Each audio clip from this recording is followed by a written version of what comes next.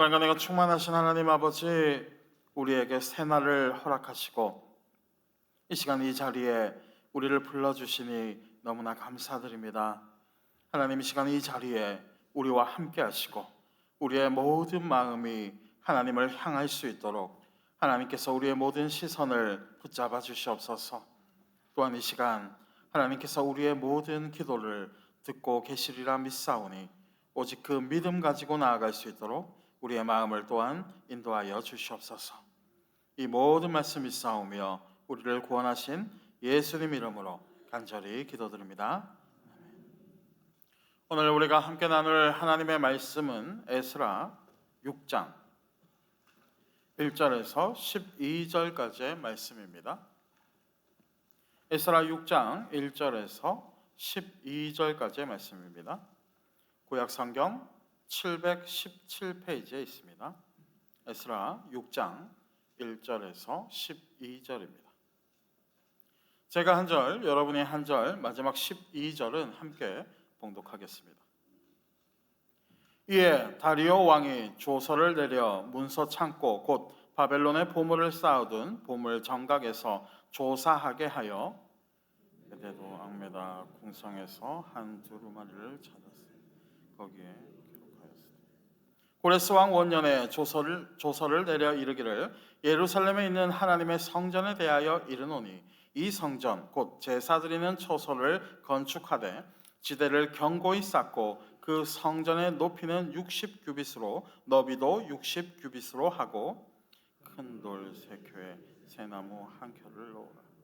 그 경비는 다 왕실에서 또 느부갓네살이 예루살렘 성전에서 탈취하여 바벨론으로 옮겼던 하나님의 성전 금 은그릇들을 돌려보내어 예루살렘 성전에 가져다가 하나님의 성전 안 각기 제자리에 둘지니라 하였더라. 이에 유브라데강 건너편 중도 다테네와 스달 보스네와 거의 동간 유브라데강 건너편 아바삭 사람들 그곳을 멀리 하나님의 성전 공사를 막지 말고 유다 총독과 장로들이 하나님의 이 성전을 제자리에 건축하게 하라. 내가 또 조서를 내려서 하나님의 이 성전을 건축함에 대하여 너희가 유다 사람의 장로들에게 행할 것을 알리라. 왕의 재산 곧 유브라데 강 건너편에서 거둔 세금 중에서 이 경비를 이 사람들에게 끊임없이 주어 그들로 멈추지 또 그들이 필요로 하는 것 곧 하늘의 하나님께 드릴 번제의 숫송아지와 순양과 어린 양과 또 밀과 소금과 포도주와 기름을 예루살렘 제사장의 요구대로 어김없이 날마다 주어 그들이 하늘의 하나님께 향기로운 제물을 왕과 왕자들의 생명을 위하여 내가 또 명령을 내리노니 누구를 막론하고 이 명령을 변조하면 그의 집에서 들보를 빼내고 그를 그 위에 메어 달게 하고 그의 집은 이로 말미암아 거름더미가 되게 하라.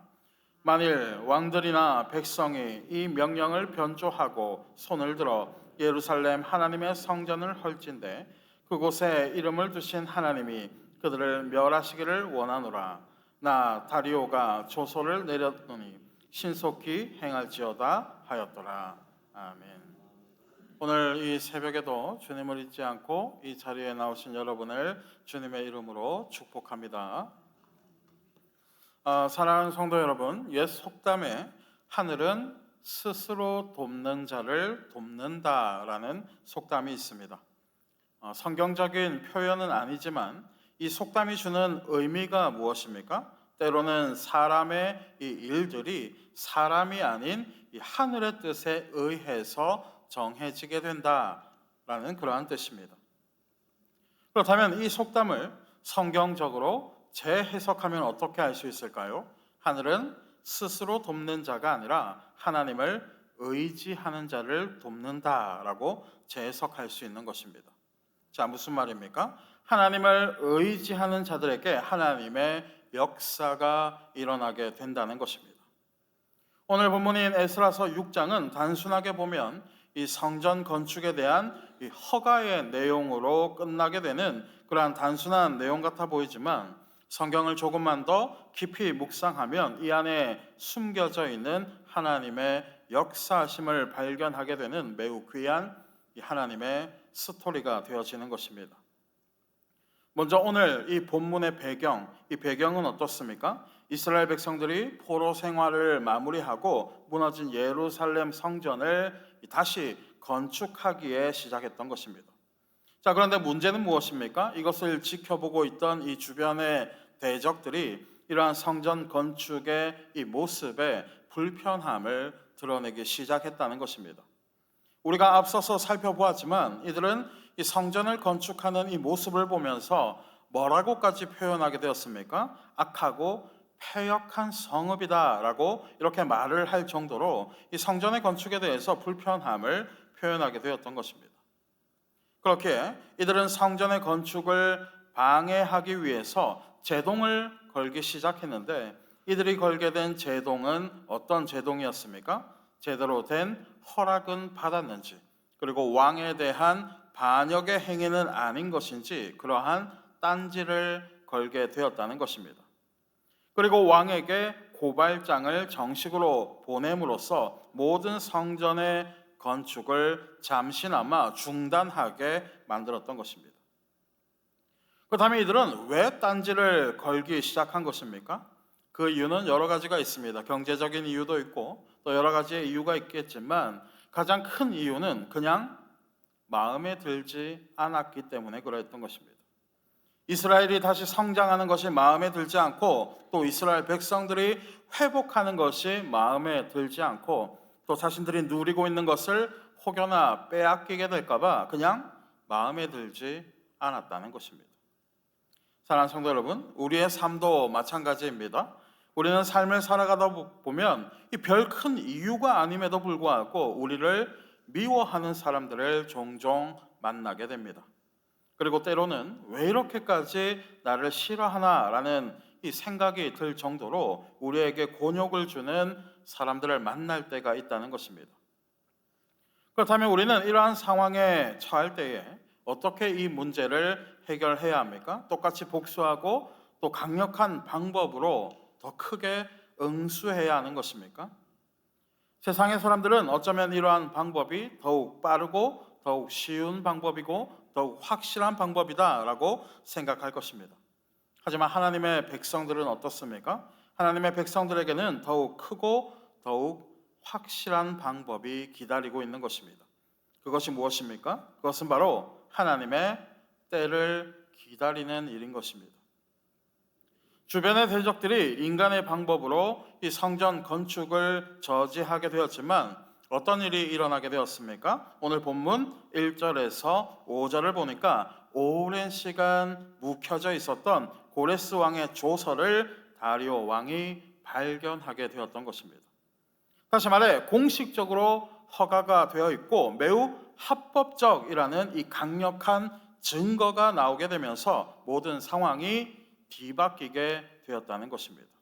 왜 그러한 것입니까? 이 고레스 왕의 조서는 단순한 메모가 아닌 공식적이면서도 국가적인 법령이었기에 그러했던 것입니다. 사랑하는 성도 여러분, 이 문서는 어떤 문서입니까? 너무나도 오래된 문서이고 그 누구도 들여다보지 않았던 그러한 문서 조각에 불과한 것입니다. 자칫 잘못하면 폐기될 수도 있었던 문서이고 또 오늘날처럼 이 보관이 철저하지 않기에 훼손될 수도 있었던 그러한 문서라는 것입니다. 뿐만 아니라 발견하지 못한다면 아무런 효력이 없는 그러한 문서에 지나지 않았던 것입니다. 하지만 이러한 이 문서가 언제 어느 때에 나타나게 되었습니까? 하나님께서 계획하신 가장 합당하고 가장 필요할 때에 그 효력을 발생시키게 되었던 것입니다.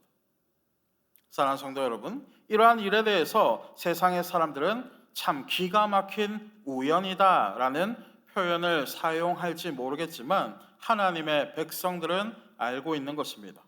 이것은 단순한 우연이 아닌 하나님의 섭리와 하나님의 역사하심이었던 것입니다. 고레스 왕의 조서를 발견하게 된 다리오 왕은 자신에게 고발장을 낸 사람들에게 곧바로 답신을 보내게 되었습니다. 오늘 본문 7절과 8절입니다. 함께 읽겠습니다. 7절과 8절. 하나님의 성전 공사를 막지 말고 유다 총독과 장로들이 하나님의 이 성전을 제자리에 건축하게 하라. 내가 또 조서를 내려서 하나님의 이 성전을 건축함에 대하여 너희가 유다 사람의 장로들에게 행할 것을 알리노니 왕의 재산 곧 유브라데 강 건너편에서 거둔 세금 중에서 그 경비를 이 사람들에게 끊임없이 주어 그들로 멈추지 않게 하라. 아멘. 자, 다리오 왕은 어떠한 내용의 조서를 내리게 되었습니까? 하나님의 성전 공사를 더 이상 방해하지 말고 더 이상 막지 말라는 것입니다. 뿐만 아니라 세금으로서 그들을 지원하게 하고 그들의 공사가 원만하게 진행될 수 있도록 모든 지원을 아끼지 말라는 것입니다.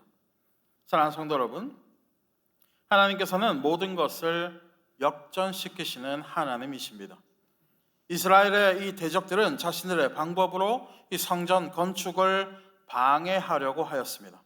하지만 그들이 방해하고자 했던 그러한 행동들이 오히려 어떠한 결과를 낳게 되었습니까? 오히려 성전을 건축하는 것을 돕는 일이 되어졌던 것입니다. 만약 이들이 아무런 제동도 걸지 아니하고 또 아무런 고발을 하지 않았다면 이스라엘은 다리오 왕의 아무런 지원도 받지 못했을지 모릅니다. 하지만 이들이 이스라엘을 고발함으로써 고레스 왕의 이 조서가 밝혀지게 되었고 그 조서로 말미암아 다리오 왕의 지원이 이루어지게 되었으니 이 결과적으로 대적들이 이스라엘을 오히려 도와주는 꼴이 되었다는 것입니다. 즉 하나님의 손길이 닿게 되자 모든 것이 어떻게 되었습니까? 역전되게 되었다는 것입니다. 사랑하는 성도 여러분, 하나님의 방법이 어떻습니까? 하나님의 손길이 닿게 되면 사람의 마음은 물론이요 모든 환경과 모든 상황이 바뀌게 되어지는 것입니다. 사람의 계획은 어떻습니까? 처음에는 모든 것이 바뀌는 것만 같고 또 내 뜻대로 가는 것처럼 그렇게 느껴지는 것입니다. 하지만 조금만 지나면 어떻게 됩니까? 하나씩 계획이 틀어지게 되고 또 내 뜻대로 되지 않는 일들이 너무나 빈번하게 일어나게 되는 것입니다. 하지만 하나님의 계획은 어떻습니까? 한치의 오차도 없으며 우리가 상상할 수 없는 방법으로 모든 것을 흔들어 놓으시는 강력한 손길이 되어지는 것입니다. 다리오 왕의 명령은 단순히 이스라엘을 행정적으로 도우라는 그러한 명령에서 그치지 않았습니다. 오늘 본문 10절을 한번 보겠습니다. 10절, 다리오 왕이 뭐라고 말하고 있습니까? 다 같이 읽겠습니다. 시작. 그들이 하늘의 하나님께 향기로운 제물을 드려 왕과 왕자들의 생명을 위하여 기도하게 하라. 아멘. 다리오 왕은 하나님을 향해서 뭐라고 표현하고 있습니까? 9절과 10절에서 하늘의 하나님이라는 표현을 사용하고 있는 것입니다. 다시 말해 하나님께서는 하나님을 믿는 자들뿐만이 아니라 하나님을 믿지 않는 자들의 이 마음까지도 사용하셔서 하나님의 뜻을 이루어 가시는 놀라우신 하나님이신 것입니다. 사랑하는 성도 여러분, 하나님의 방법이 어떻습니까? 우리가 전혀 예상하지도 못하고 또 상상하지 못하는 방법으로 하나님의 뜻을 이루어 가시는 것입니다. 그리고 이러한 성전 재건에 대한 말씀은 오늘을 살아가는 우리에게도 똑같이 역사하시는 살아있는 말씀이 되어지는 것입니다. 자, 이제 말씀을 맺겠습니다. 우리의 삶도 어떻습니까? 여러 가지 이유로 인해서 마치 성전 공사가 중단이 된 것처럼 낙심에 빠지고 또 어려움에 빠질 때가 있는 것입니다. 하지만 이러한 상황이 찾아올 때에 우리는 무엇을 기대하고 또 무엇을 기억해야 하는 것입니까? 우리의 곁에서 우리를 붙들고 계시는 하나님의 손길이 있음을 우리는 기억해야 하는 것입니다. 사랑하는 성도 여러분, 앞과 뒤가 막혀 있고 또 양옆이 막혀 있다고 해도 우리에게는 어디가 열려 있는 것입니까? 하나님의 백성들에게는 하늘이 열려 있는 것입니다. 그렇게 우리는 항상 하나님을 의지하고 또 하나님 앞에 기도하는 것을 포기하지 않아야 하는 것입니다. 부디 오늘의 말씀을 꼭 기억하셔서 낙심되고 어려울 때에 하나님을 붙드시고 기도하는 것을 멈추지 않으시는 사랑하는 저와 여러분이 되시기를 이 시간 주님의 이름으로 간절히 축원합니다. 기도하겠습니다.